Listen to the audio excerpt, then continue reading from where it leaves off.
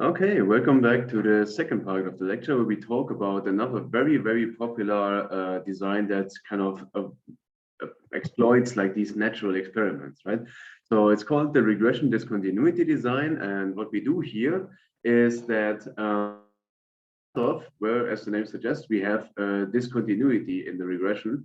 And this cutoff has certain properties such that we can get like some randomization around this cutoff and therefore get estimates that we can interpret as being causal.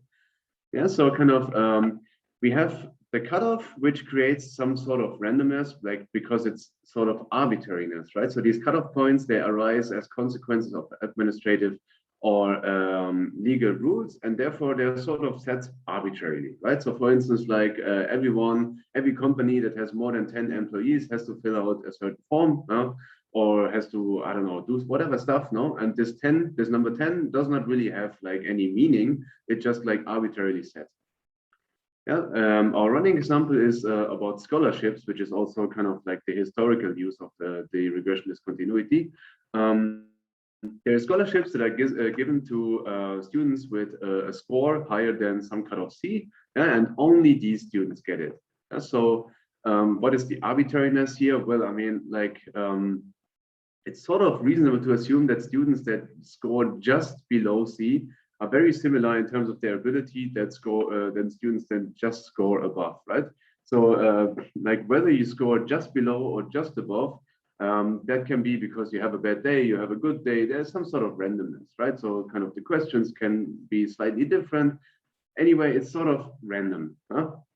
And yeah, so whether you're just above or just below is sort of random, and therefore whether you get the scholarship or not for these people around the cutoff can be regarded as if it was randomly assigned.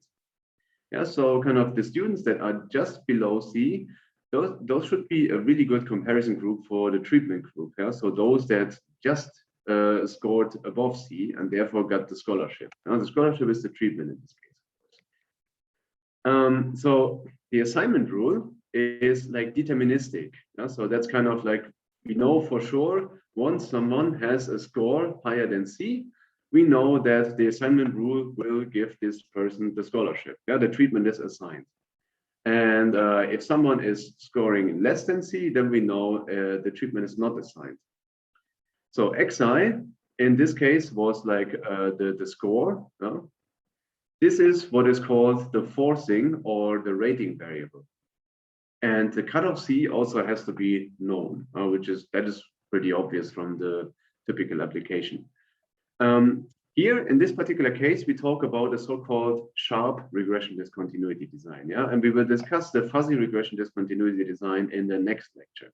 And so kind of here, really the treatment, the probability of treatment in a sharp design changes from 0 to 1. So everyone below the score doesn't get it for sure. Everyone above the score gets it for sure. So a jump from 0 to 1 in the probability of receiving treatment. When we have a fuzzy design, it can be that before kind of the cutoff, some people have received treatment. So the probability is not necessarily 0, but then there's a change from before to after. So for instance, probability is now higher after treatment, or actually can also be lower than before. So there's simply, again, a jump in the probability of receiving treatment, but in a fuzzy design, the jump doesn't have to be from 0 to 1. Yeah, but that's for next lecture. Today, we only consider sharp designs where indeed probability of receiving treatment jumps from 0 to 1. Okay, so let's say if you regress college grades on the score that you received in this test, then typically you would assume that there is a kind of a line with a positive slope. So those people that were doing well in previous tests, they happen to do well in subsequent tests. That makes perfect sense. Now, if the treatment, the scholarship, has an additional effect on the college grades, then you should see a jump really at the cutoff C, right? So kind of like everything moves smoothly. There's a line with a positive slope. I think I have to do it like this because it's kind of mirrored. But then at C, there's an additional jump. Boom. If there's, for instance, a positive effect of the scholarship. And the magnitude of this jump, of the discontinuity at the cutoff, this is kind of what we interpret as our causal effect of the scholarship on college grades. Yeah, because like it's a causal effect. Because as we said, around the cutoff, treatment assignment is more or less random. Yeah, just above or just below, that's really random. Okay. Yeah. So of course, this is the simple idea, but yeah, we get into like the details in the following. So like I already mentioned that like our scholarship example refers to the history of regression discontinuity. So there is like this paper by Fisselthwaite and Campbell in 1960. They actually looked at some sort of scholarship, like the National Merit Award, on students' success of obtaining college scholarships. And by the way, so this paper at first did not really take off. So it was kind of like the whole regression discontinuity, despite being invented in the 60s, nobody used it until about, I think the 90s or something like that. And then boom, it took off completely. Yeah, but this paper is now highly influential, whereas before it was really, well, just a paper. Okay, so the idea is that like other outcome variable, everything else changes smoothly, like continuously at the cut point, yeah, and only the jump is induced because of the treatment, yeah, so kind of the National Merit Award in this case. So there's nowadays plenty of applications, yeah, so not only with a scholarship, but there's, for instance, like you see here, mandatory summer school programs or financial aid class size on students' test scores, yeah, so these are the treatments. Yeah, this is kind of like the outcome that we want to consider. There's many things, right? So something that is also highly influential was like the incumbent effect, right? So kind of like the effect of winning a close election on the chance of winning the next one. Yeah, so these are all applications of the RDD design. Okay, so the running example that we are going to use to discuss the RDD is kind of the following. We have a sample of schools, yeah, and we know that there is the mean student test score. So that is kind of like the outcome variable of interest. And we know the percentage of students that live on poverty. So that's our X variable. That's the rating or forcing variable. And typically what you would expect is kind of a downward slope. Yeah, so kind of like the more poor students you have in class is that the mean test scores go down, because like people have other things to worry about besides school.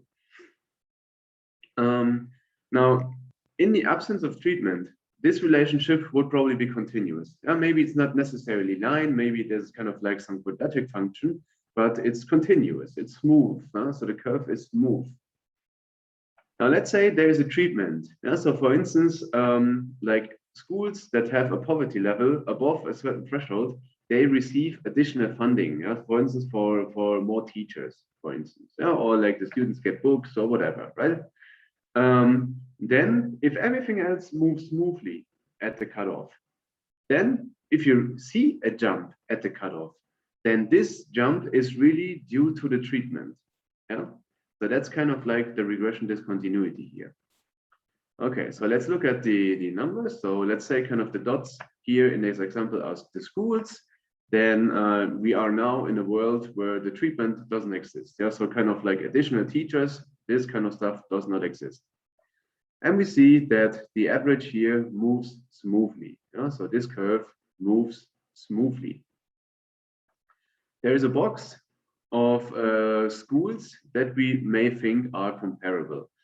How this box is chosen, that is actually something rather complicated. Yeah? So that comes from non-parametric statistics. Again, that is something that we won't discuss here because it goes too far. But let's say these schools are considered comparable to these schools.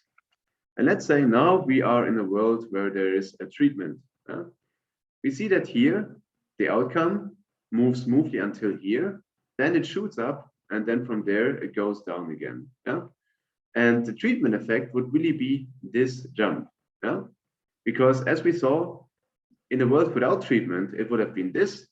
In the world with treatment, it's this. Yeah? And again, in order to estimate this jump, we would compare the average in this box to the average in this box. Yeah? Because in this box here, these people and these people are very comparable because like here the treatment within this box could be thought of as randomly assigned. Okay,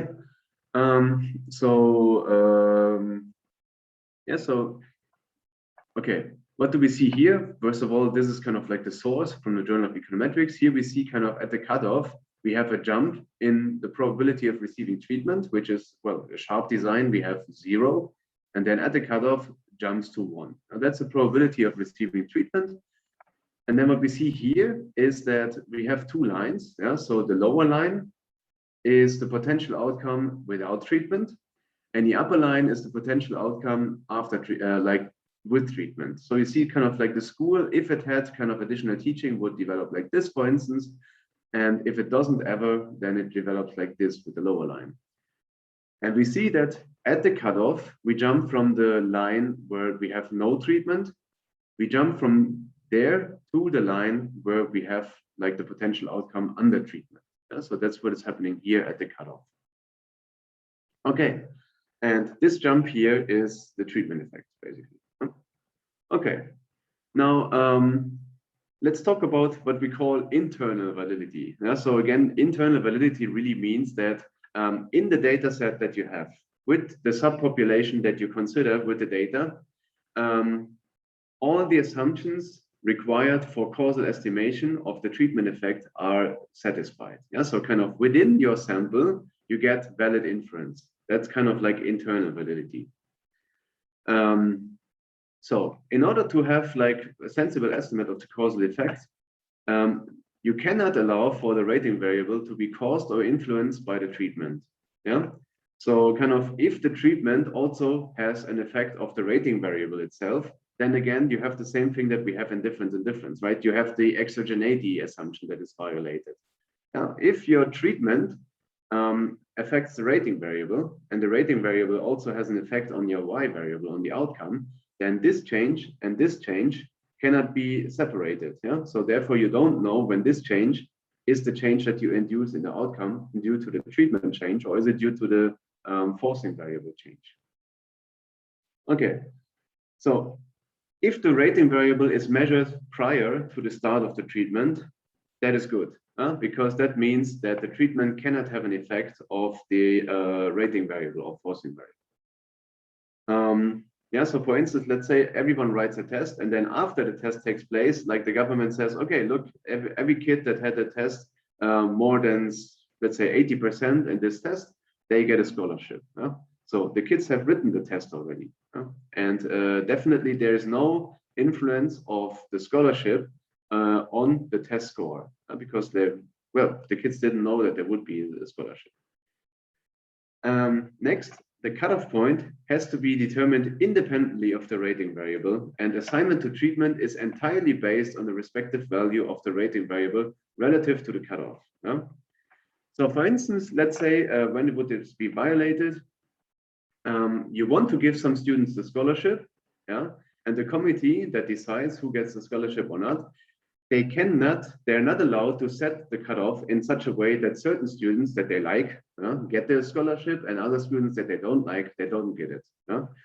Because if they do so, of course, this creates a confounding variable. Let's say kind of the teacher looks at the class and his favorite student only scored 60%. Well, then, you know what, let's set the cutoff at 59. This guy should get the scholarship. Yeah, so then, because this kid is the teacher's pet, he may have certain characteristics that may be different from everyone that is below the cutoff, creating a confounding variable. We don't like that. Yeah, so you have to, the cutoff has to be independent, set independently.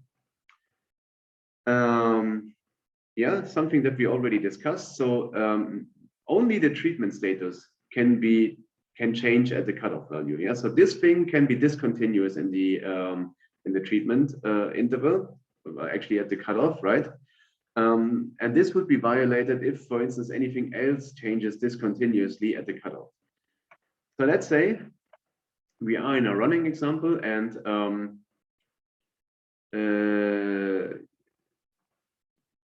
yes, okay, so for instance, at the cutoff, you get some treatment, which is like additional fund for treatment on top of kind of like, so this is our treatment, but also kind of like at the cutoff, the school is set on an academic warning list. Yeah? So kind of like, which has other consequences for funding.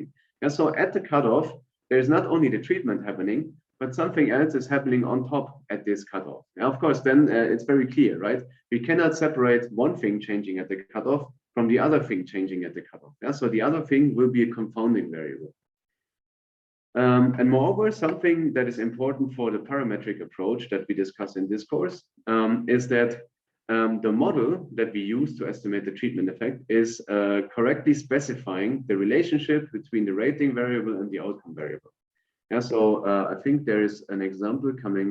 Okay, so there will be an example later. If the relationship is nonlinear, yeah, but you fit a line, then at the treatment, it may look like there is a discontinuity, whereas there is actually no discontinuity. Yeah, so this is kind of what is meant with the correct model specification. This is extremely important for the correct measurement of the treatment effect. Okay, that's internal validity. Let's talk about identification of the effect, like a little bit more technical, where we see what kind of variables do we have. Well, you see that for each individual, we have like the outcome, we have like the treatment status, we have the forcing variable, and we may have a vector of additional explanatory variables. Yeah, so kind of we again have this potential outcome notation, right? So this is kind of the potential outcome of individual I when not receiving treatment, and here we have the same thing when receiving treatment, potential outcomes. And what we want is to get the average causal effect of the treatment at the discontinuity. You know? So again, the idea is that very close to the discontinuity, to the cutoff, there is random assignment. Yeah, so we kind of really want to kind of estimate something that is very close to the cutoff. So our treatment effect can be understood as basically the difference when we go, you know, epsilon is going to 0. Here, we are going to the cutoff from the right, yeah, so from above. And here, we are going from below. Yeah, so kind of like this is what really what we think of the box. We make the box around the cutoff smaller and smaller. Yeah? So these people that are just above are comparable to these people that are just below. And, you know, since, yeah, so that's how we identify the treatment effect. Yeah, so these people comparable to these people get the treatment, these people don't get the treatment. So taking these minus these gives you a sensible estimate of the treatment effect. Yeah, so this is precisely what is said in this line. Yeah.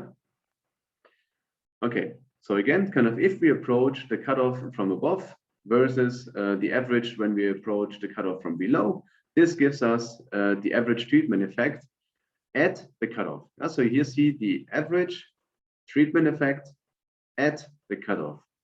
Yeah. Okay. So because we are doing something at the cutoff, we are actually like estimating something local. Yeah, so we have an average treatment effect that is local, so it's called delayed, because we only look at the subpopulation that is around the cutoff. Yeah, so remember this box, right? We only consider the schools that are just above or just below the cutoff. Now, this is a problem for external validity. Yeah, so external validity, what does that mean? It means, can I take the results from my sample and generalize it to the larger population? Well, of course, that's not always true, especially relating to this cutoff. Yeah? So kind of the cutoff, if you change the cutoff, the treatment effect may be completely different, right? Okay, so this is just a warning for external validity. Okay, for estimation of delayed, we need the local continuity assumption. Actually, in intuitive terms, we have discussed the whole thing already, right? So what we need is that the rating variable has to change smoothly at the cutoff. Yeah? Here, what we assume is that actually the rating variable changes smoothly everywhere. Yeah? And this is typically much more natural in application than assuming that it's kind of continuous at the cutoff point. Yeah? Again, the intuition has already been discussed many times. If everything else changes continuously, yeah, so kind of like the average of the potential outcome without and with treatment changes continuously in the x variables, and the only thing that changes discontinuously is the treatment, yeah, so then this jump is going to be our treatment effect. But that's really it. Okay, so basically, yeah, so we already discussed this, right? So kind of like what we do is we compare the observed outcomes of those people that just scored above the cutoff versus the average observed outcome of those people that just scored below. And this gives us the average treatment effect that is local because we have it only at the cutoff C.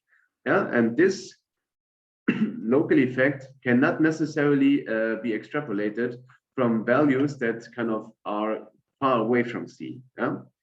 However, often kind of like the subpopulation that we kind of have at the cutoff, that is often anyway relevant. Yeah? So for instance, you have some unemployment thing and you have a cutoff, and people that are below a certain cutoff, they get an additional job training. And this cutoff is often interesting. Yeah? So because like the people that get a job training, the cutoff is chosen in a way that you already target a subpopulation that is interesting to you. Okay. So this is the intuition, right? The average outcome changes smoothly in the x variable, and only at a certain cutoff in the x variable, there's a jump, which is then due to the treatment. And this is our treatment effect. Okay, now what should you do in practice? Well, you should, for instance, use a graphical analysis. So the graphs is really simple to use, but nevertheless, they give you a very good idea about the potential relationship between the outcome variable and the forcing variable. So for instance, you should plot the relationship between outcome and the rating variable, rating or forcing variable. Yeah. First of all, you should ask yourself, is there actually an effect? Is there really a jump at the cutoff? And moreover, you should check what is the functional form. Yeah. Is the relationship between outcome and x variable, is it linear? Or is it, for instance, like quadratic or whatever form, right? Because the form is really important for estimation. Then you should plot the probability of receiving treatment, yeah, as a function of the rating variable. This tells you whether it's a sharp design, so whether really everyone that is below the cutoff doesn't get the treatment and everyone that is above gets the treatment, or is it fuzzy? Yeah? So whether the probability is not from 0 to 1, but rather from 0.2 to 0.8, for instance. Okay, then you should check kind of non-outcome variables versus the rating variable. Yeah? So why do you do that? You check internal validity. You want to make sure that there is no other variable that jumps discontinuously at the cutoff. You know? So this is what you can do by plotting non-outcome variables versus the rating variable. If you, for instance, see that another variable jumps at the cutoff, this tells you, okay, I have a confounding variable and my RDD probably won't work. And moreover, the final plot that we consider is like a density plot of the rating variable, because you want to see whether there have been manipulations of the rating variable around the cutoff. And so kind of like, if you, for instance, see that just below the cutoff, there is very few people, and just above the cutoff, there is there's a lot of people. This gives you a hint that probably there has been some manipulation going on. Yeah? So kind of like the cutoff may have been manipulated such that a lot of people get the scholarship and only a few don't get it. Yeah? So someone was messing with the cutoff. And this is, of course, bad news for our regression discontinuity. Okay, so let's look at outcome versus rating. Now, what you see kind of when you do this is that you typically have a lot of noise in the data. And therefore, what you should do is that you kind of summarize the data. You kind of create intervals, yeah, and everyone falling into a particular interval is part of the bin. Yeah? And we kind of divide the rating variable into equal bins to both left and right of the cutoff. And then we compute the mean of the rating variable within each bin. And the midpoint of the interval and the number of individual in each bin. And as we will see, kind of the plot will look like this. Yeah, so kind of like average out point versus the midpoint versus the size of the dot, which represents the number of individuals.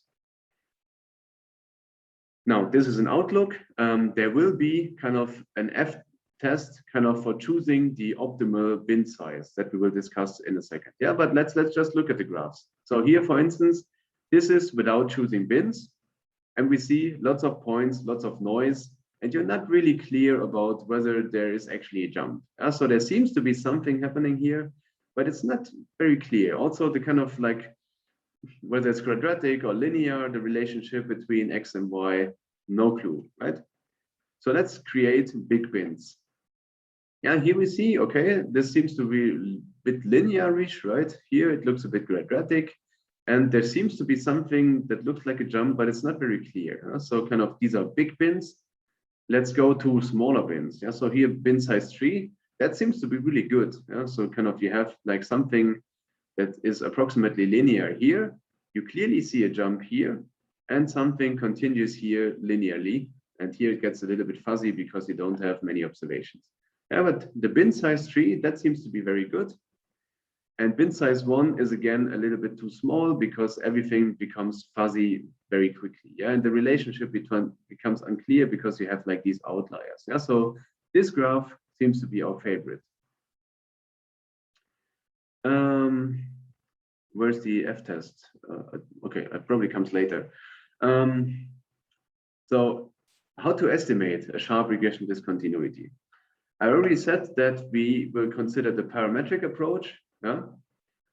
Which is also sometimes called the global strategy. So what we do is that we actually have a model for the outcome variable as a function of the rating variable for the whole data, yeah, not only around the cutoff, but really for the whole interval that we consider.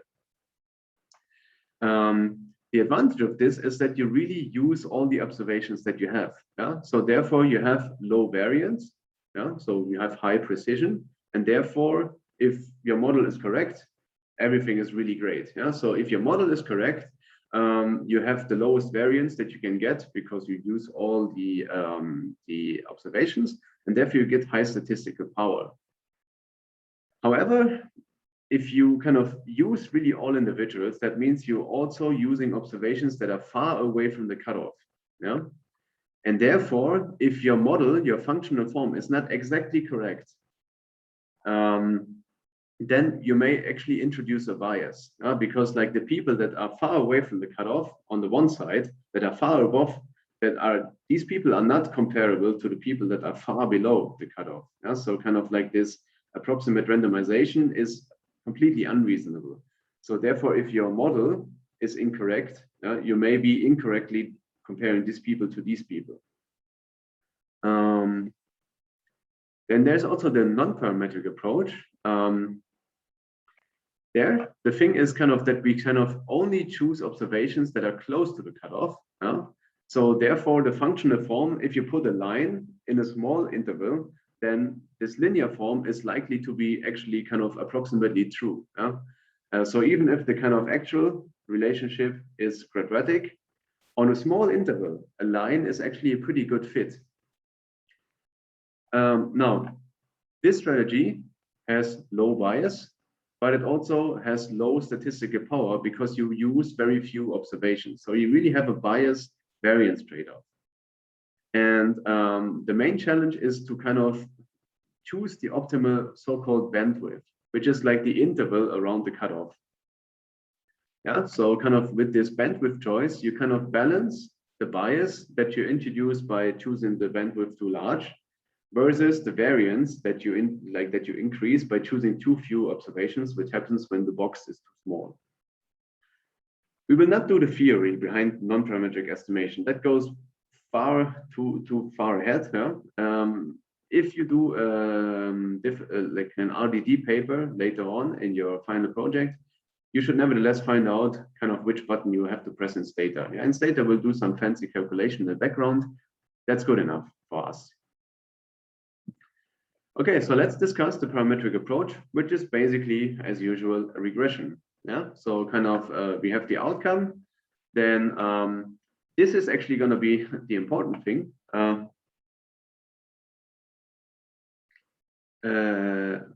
know beta is the main important thing. Yes. So important is the f of x here. Yeah. So kind of this is really the functional relationship between the rating or forcing variable with the outcome variable. And so here we have to make sure that, for instance, if we think it's linear, then we just put x. If we think it's quadratic, we put x and x squared, for instance. Yeah. So this is really important to do. Yeah. So kind of you see that x star is actually the centered version of our x variable. Yeah? So this is kind of centered around the cutoff. And the reason for that is that because we centered the rating variable, our alpha, the intercept, is actually the cutoff for the non-treated. Yeah? So kind of this is like, and then the beta will give us immediately the estimate of the jump. Okay. Yes, so that's something that I mentioned already many times. So if the true functional form is nonlinear and you fit a simple linear specification, then you may see treatment effects where there are actually none. Yeah. So maybe we look at an example. So here, for instance, you see that the actual relationship between the outcome and the x variable is kind of quadratic. Yeah? So it has this form. However, if we fit a line on both sides, we get this line on this side and this line on the right side, then we out of a sudden, it looks like there's actually a discontinuity. Yeah? And we will think that there is an effect of the treatment. However, in reality, there's absolutely no effect. Yeah, you see kind of the line changes completely smoothly. There's no jump, no whatsoever. There is no effect of the treatment. However, because we have used the wrong functional form, we have used a line where we should have chosen a quadratic curve. It looks like there is a treatment effect. Yeah? So we are making a mistake here. So what we should do is that we should actually test a lot of different functional forms. Yeah? So we kind of start with the easiest. Yeah? So where, as I said, we simply put the x. Then what we can do is that we have an interaction term. So here we see that we have x, and we also have an interaction between x and the treatment dummy, whether you receive treatment or not. That's ti. What we are doing with the interaction term, is that we are allowing for the slope of the lines on both sides to be different. So for instance, here the slope of this line is the same as the slope of this line, which is, the reason is that we have not put an interaction term here. Yeah, so if we put an interaction, it could be that the line on the left looks like this, and the line on the right looks like has a much flatter curve, for instance. Yeah, so that is what we allow with interaction terms. Yeah, so the line on the left of the cutoff looks like this with this slope, and the other one looks, for instance, flatter. That's what interaction terms do. Next, we would include a quadratic term. And then the next more complicated model would be again quadratic with interaction terms and so on. And then we go to cubic and whatever. Yeah. What we would like to have is the simplest model possible that still fits the data well enough. Yeah? So for instance, if quadratic is enough, we should not go to cubic, because like if it's useless to include x cubed, don't include it. Yeah? Now, how to find this can be done with this f-test here. So again, so for instance, we have found that we have used the bin size tree. Yeah. Oh no, the number of bins. No, we have like the number of bins. That's kind of like really, we have, for instance, separated the interval that we look at into k different bins. So then what we do is that we estimate the linear model, and we create dummy variables for k-2 of the bins. For this regression, for first of all, the linear model, we record the R squared, and then we run the regression again, and we put k-2 dummy variables. And again, we compute the R squared of this thing. And then we simply calculate the F statistic, which depends on the R squared of the second model versus the R squared of the first model, and is normalized by K star. by k minus 2, which is the number of dummy variables. And yeah, so this is simply the F statistic, and we get critical values from this distribution here, whatever, right? We get some critical values. And what we want is that we want to kind of make the model more complicated until the F test fails to reject the hypothesis that the dummy variables are jointly insignificant. Yeah? So kind of if we don't find a significant improvement because of the additional dummies, then we say the model is good enough. Okay. Then there's a bunch of robustness checks. So I think we will discuss some more in the next lecture. So for instance, we know that our treatment effect is going to be local. Yeah? So what we normally want to do is we want to assess what is the impact of observations that are far away from the cutoff. Yeah? Because again, remember, people that are far above the cutoff are not comparable to people that are far below the cutoff. Yeah?